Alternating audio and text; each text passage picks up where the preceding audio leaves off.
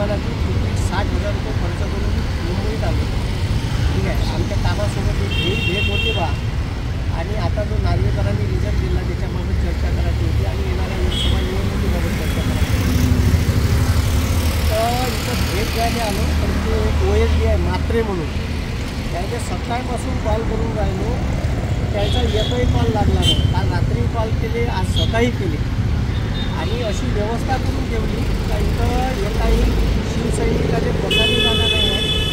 म्हणजे एवढे मोठे लोक असे नाही की हे लोक कोल्हापूरून आले. कुठे आले तुम्ही? आम्ही माळशिरस सोलापूर. आता ते मातोश्री भोगासाठी आले का कसं आहे बाबा मातोश्री? त्याने आतमध्ये जायची परवानगी नाही आहे.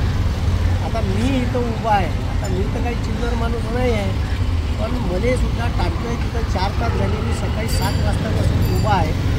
जर माझ्यासारख्या माणसाने जर हे वेळ देत नाही की यायला शिवसेना चालू ठेवायची आहे का संपवायची आहे. इथं चहापेक्षा कॅटली गरम आहे, हे लक्षात घ्यायला पाहिजे. उद्धव ठाकरे साहेब आणि आदित्य ठाकरे साहेब यांनी यायले जर पक्ष वाढवायचा असेल तर मुंबई पुरती शिवसेना ठेवायची आहे का महाराष्ट्रात फैलवायची आहे. जर असे सामान्य शिवसैनिक आले तर म्हणजे प्याच्या पाण्याची व्यवस्था, चहाची व्यवस्था, बसाची व्यवस्था ही सुद्धा व्यवस्था इथं नाही. आणि मी वाट पाहून राहिलो तर हे वेळ 5 मिनिट वेळ द्यायला तयार नाही. 5 मिनिट त्याने म्हणलं का 5 मिनिट द्या, पण 5 मिनिटाच्या वर 1 मिनिट घेणार नाही. ठीक आहे. तर महाराष्ट्राचा नेता जेव्हा तुम्ही स्वतःला म्हणून राहिले, महाराष्ट्राचे भावी मुख्यमंत्री, तुम्ही मुख्यमंत्री पदावर होते, तर तुम्ही मुख्यमंत्री पदावर असून तुम्ही साधं वेळ देत नाही लोकांना, याला का म्हणायचं?